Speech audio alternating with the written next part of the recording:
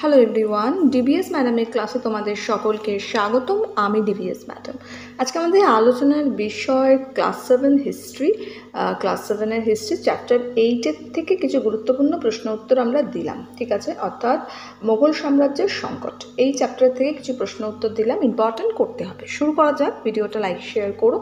সবার প্রথমে প্রশ্ন দেখো কি আছে, বলছে মোগল সাম্রাজ্যের পতনের 4টি কারণ আলোচনা করো। মোগল সাম্রাজ্যের পতন নিয়ে অনেকভাবে প্রশ্ন আসে, তো আমি কয়েকটা প্যাটার্ন তোমাদের দিয়েছি, এগুলো ভালো করে করতে হবে।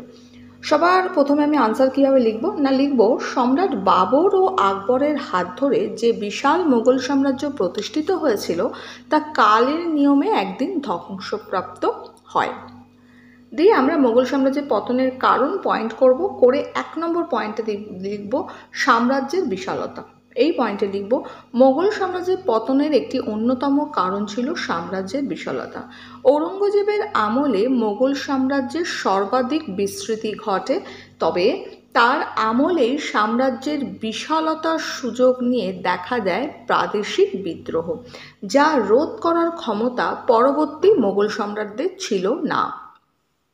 নেক্সট পয়েন্টে আমরা লিখব জায়গির প্রথা। এই জায়গির প্রথাতে আমরা লিখব মোগল যুগে বিশেষ করে সম্রাট ঔরঙ্গজেবের সময় থেকে জায়গিরদারি ব্যবস্থার দুর্নীতি প্রবেশ করে। জায়গিরদারগণ সরকারি তহবিলে নির্দিষ্ট হাসিল জমা দিতেন না, কৃষকদের উপর তারা শোষণ ও নির্যাতন করতেন, ফলে কৃষির ফলন হ্রাস পায়, যা মোগল অর্থনীতির পক্ষে ছিল একটা অশুভ লক্ষণ। ওকে, নেক্সট 3 নম্বর পয়েন্টে আমরা লিখব বৈদেশিক আক্রমণ। লিখব 1739 খ্রিস্টাব্দে নাদির শাহের ভারত আক্রমণের ঘটনা মোগল অর্থনীতিকে ভেঙে চুরমার করে দেয়। তিনি এদেশ থেকে ময়ূর সিংহাসন, কোহিনূর মণিসহ কোটি কোটি টাকার সম্পদ লুট করে পারস্যে নিয়ে যান। এর রেশ কাটতে না কাটতেই আবার আফগান নেতা মোহাম্মদ শাহ আবদালি ভারত আক্রমণ করে। ক্লিয়ার? নেক্সট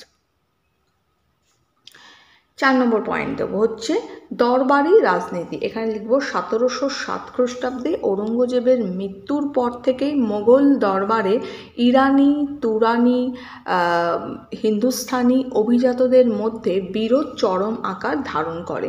পরবর্তী শাসকদের মধ্যে এর প্রভাব লক্ষ্য করা যায়। উপসংহার আমরা দেব উপরোক্ত কারণ ছাড়াও দুর্বল উত্তরাধিকার সংক্রান্ত দ্বন্দ্ব ও আর্থিক দুর্বলতার জন্য মোগল সাম্রাজ্যের ভিত্তি দুর্বল হয়ে পড়ে। ওকে, ক্লিয়ার? এইভাবে আমরা 4টে পরপর পয়েন্টকে তুলে ধরলাম। নেক্সট পরের প্রশ্ন হচ্ছে শিবাজির শাসন ব্যবস্থা সম্পর্কে একটি অনুচ্ছেদ রচনা করো। কি লিখব?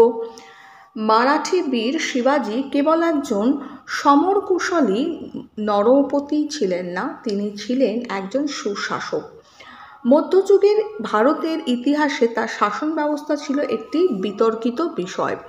স্বৈরতন্ত্রে বিশ্বাসী হয়েও তিনি জনগণের জন্য একটি প্রজাতন্ত্রমূলক শাসন ব্যবস্থা গড়ে তোলেন।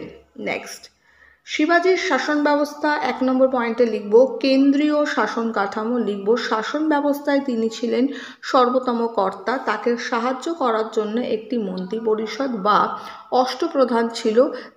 এরা ছিলেন পেশোয়া, ব্যাকেটে লিখব প্রধানমন্ত্রী, অমাত্য, ব্যাকেটে লিখব রাজস্ব মন্ত্রী, মন্ত্রী, ব্যাকেটে লিখব ঘটনার তত্ত্বাবধায়ক, সচিব লিখব সরকারি পত্র বিভাগীয় মন্ত্রী, সামন্ত, ব্যাকেটে লিখব বিদেশ মন্ত্রী, পণ্ডিতরাও অর্থাৎ পুরোহিতরা, ঠিক আছে, ন্যায়াধীশ অর্থাৎ প্রধান বিচারপতি এবং সেনাপতি। তাহলে অষ্টপ্রধান কি আমরা বুঝতে পারলাম। নেক্সট আমরা লিখব প্রাদেশিক শাসন। এই পয়েন্টে লিখব শিবাজি সমগ্র সাম্রাজ্যকে যথাক্রমে প্রান্ত বা প্রদেশ, তরফ বা পরগনা ও গ্রামে বিভক্ত করেছিলেন। প্রদেশের শাসনকর্তাদের বলা হতো মালতাদার, তরফের শাসনকর্তারা ছিলেন কামবিসদার বা কারকুন।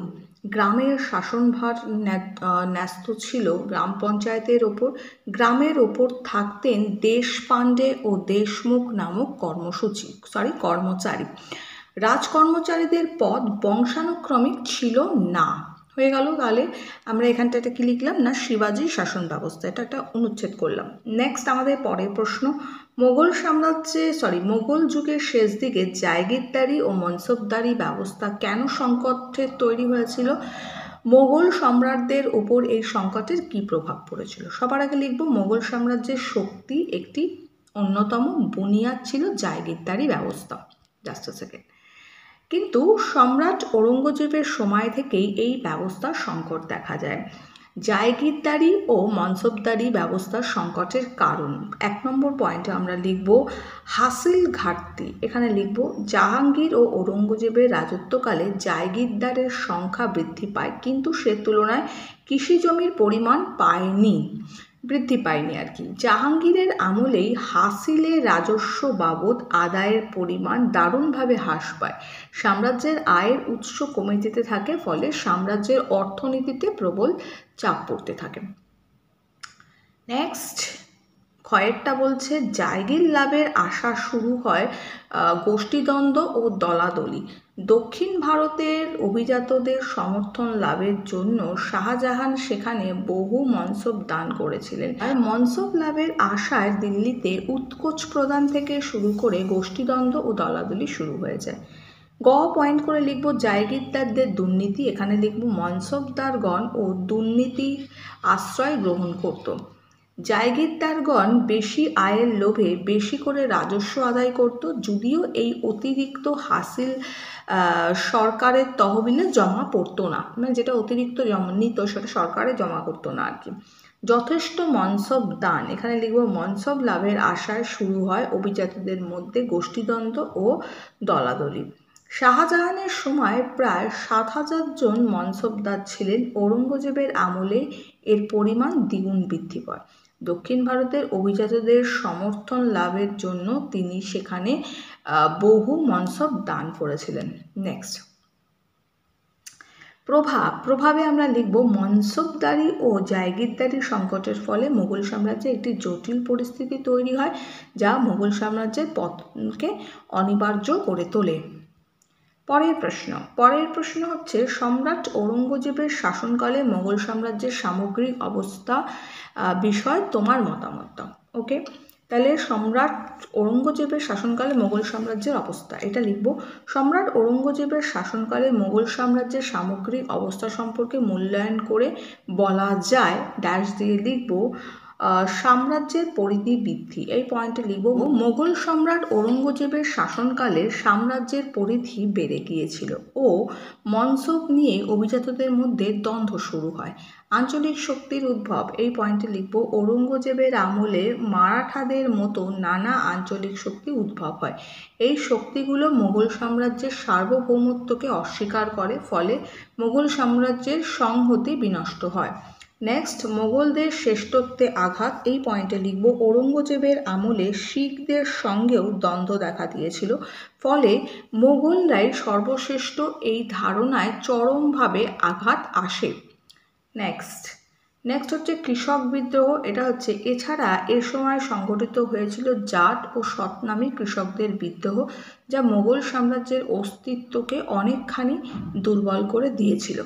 নেক্সট কৃষি সমস্যার সমাধান হয়নি, এই পয়েন্টে লিখব মোগল আমলে যে কৃষি সংকট বা সমস্যা দেখা দিয়েছিল তা ঔরঙ্গজেব দূর করতে পারেনি। তিনি বিজাপুর ও গোলকোন্ডা জয় করলেও সেখানে কৃষি সমস্যা মেটাতে পারেনি। এ সময় জমির উর্বরতা বাড়ানো সম্ভব হয়নি, ফলে মোগল সাম্রাজ্য পতনের সম্মুখীন হয়। নেক্সট মোগল সাম্রাজ্যের পতনের জন্য ঔরঙ্গজেব কিভাবে দায়ী? খুব ইম্পর্টেন্ট প্রশ্ন এসে থাকে। কি লিখব সম্রাট ঔরঙ্গজেবের হাত ধরে যেমন মোগল সাম্রাজ্যের সর্বাধিক বিস্তৃতি ঘটে, তেমনি তার আমলেই মোগল সাম্রাজ্যে ভাঙন শুরু হয়। এই ভাঙন রোধ করার ক্ষমতা পরবর্তী মোগল সম্রাটদের পক্ষে অসম্ভব হয়ে পড়ে। মোগল সাম্রাজ্যের পতনে ঔরঙ্গজেবের দায়িত্ব বলে 1 নম্বর পয়েন্ট করে লিখব সাম্রাজ্যের বিশালতা, এই পয়েন্টে লিখব ঔরঙ্গজেবের শাসনকালে মোগল সাম্রাজ্যের সর্বাধিক বিস্তৃতি ঘটে, তার মোট সুবার সংখ্যা ছিল 21 জন। নেক্সট এই বিশাল শাসনভার নিয়ন্ত্রণ করার ক্ষমতা তার থাকলেও পরবর্তী দুর্বলচেতা মোগল সম্রাটদের সেই ক্ষমতা ছিল না। এর ফলে প্রশাসনিক সুবেদারগণ স্বাধীন হয়ে পড়ে। দাক্ষিণাত্য নীতি, এখানে লিখব দাক্ষিণাত্য মারাঠা শক্তির ও অন্যান্য মুসলিম রাজ্যগুলিকে দমন করলে ঔরঙ্গজেব জীবনের শেষ 25টা বছর দাক্ষিণাত্যে অতিবাহিত করে। তাহলে আমরা কি দেখলাম যে মারাঠা শক্তি ও অন্যান্য মুসলিম রাজ্যগুলোকে দমন করার জন্য ঔরঙ্গজেব কী করেছিল, লাস্ট 25 ইয়ার্স অর্থাৎ জীবনের লাস্ট 25 বছর দাক্ষিণাত্যেই ছিল, কিন্তু তাতে সুফল কিছু হয়নি। এই নীতির ফলে ব্যয় হয় প্রভূত অর্থ, অর্থাৎ প্রচুর প্রভূত অর্থ ও সম্রাটের মূল্যবান সময়। এই সুযোগে উত্তর ভারতের মোগল সম্রাটদের আঞ্চলিক শক্তিগুলো বিদ্রোহ ঘোষণা করে। নেক্সট নম্বর পয়েন্ট দিয়ে লিখব ঔরঙ্গজেব ছিল সুন্নি সম্প্রদায়ের মুসলমান। তিনি ভারতে ইসলামিক রাষ্ট্র গড়ে তুলতে গিয়ে অমুসলমান সম্প্রদায়ের ক্ষোভের সম্মুখীন হয়। তিনি হিন্দুদের ওপর জিজিয়া কর আরোপ করে, বহু হিন্দু মন্দির ধ্বংস করেন, বহু হিন্দুকে জোর করে ইসলাম ধর্মান্তরিত করেন। শিয়াপন্থী মুসলমানরাও ঔরঙ্গজেবের কুঞ্জরে পড়েছিল। তিনি শিখগুলো তেগ বাহাদুরকে হত্যা করে শিখ জাতির বিরাগভাজন হন। নেক্সট লিখব চারিত্রিক ত্রুটি। এই পয়েন্টে লিখব তিনি যেমন ছিলেন ধর্মান্ধ তেমনই ছিলেন সন্দেহপরায়ণ। তিনি জীবনে কাউকেই বিশ্বাস করেননি, নিজের পুত্ররাও ব্যতিক্রম ছিলেন না। তার চরিত্রে আর এক দোষ ছিল নিষ্ঠুরতা। সেজন্য পিতা শাহজাহানকেও গৃহবন্দী করে রাখতে তিনি পিছপা হননি। ভাতৃ হত্যা করাও তার কাছে কোনো বাধাস্বরূপ ছিল না। উপসংহারে দেব ঔরঙ্গজেবের ব্যক্তিগত যোগ্যতার দরুন তার আমলে মোগল সাম্রাজ্যের ভাঙন সম্পূর্ণভাবে হয়নি ঠিকই, কিন্তু একথা সত্য যে তার কাণ্ডজ্ঞানহীনতার জন্যই তার রাজত্বকালে মোগল সাম্রাজ্য ভাঙনের বীজ রোপণ হয়। তাহলে এই প্রশ্নগুলো দিলাম, ভালো করে পড়ো। দেখা হচ্ছে নেক্সট ভিডিওতে, আরও কিছু প্রশ্ন উত্তর নিয়ে আলোচনা করব। এখনের জন্য এটুকু, বন্ধুদের সঙ্গে লাইক শেয়ার করো, ভালো থাকো।